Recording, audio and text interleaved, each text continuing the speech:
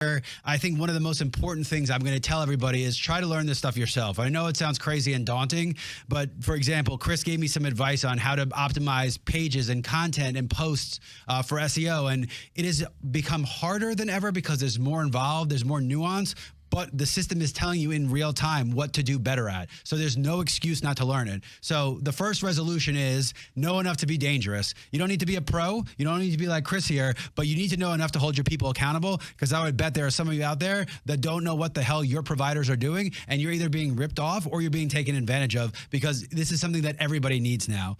So I did my quick rant, Chris. Why don't we start? Let's do a brief take us back and just talk about how important SEO is to building a business. Absolutely. Thanks for having me.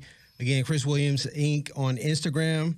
But the history of SEO 2024, what happened this past 12 months was actually re-optimizing our website, going in and addressing those old, outdated content, refreshing the content, giving a new experience, thinking about the customer journey, so that when they land on your webpage, they're getting the exact information that you're searching for.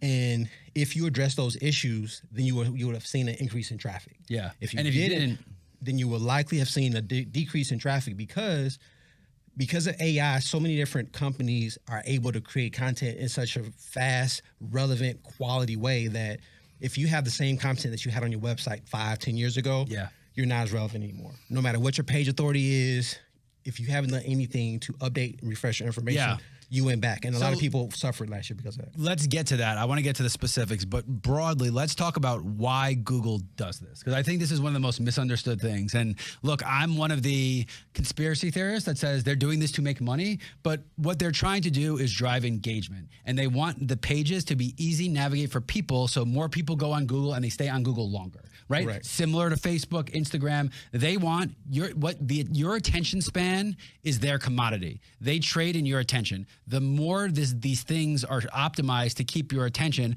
the more benefit it is to the platform, to the advertisers, and everything else. So ultimately, yes, their job is to make more money, and they change these things. However, they are changing it on user behavior and all of the data they have from you, which again, if you don't believe you're being data tracked, if you're not paying for something, your data is what's being traded and what's commoditized. So if you're not monitoring your own data, that could be a challenge as well. But you're right. Google wants to provide the best experience for people coming on the website. Google's customer is not just the people who click on the paid ad. Their customer is every single person that search on Google. Okay. And they want to provide the best user experience for that person. So what that means is, when someone does a search, when they land on the website, Google feels like it did a good job when a person doesn't have to do another search again.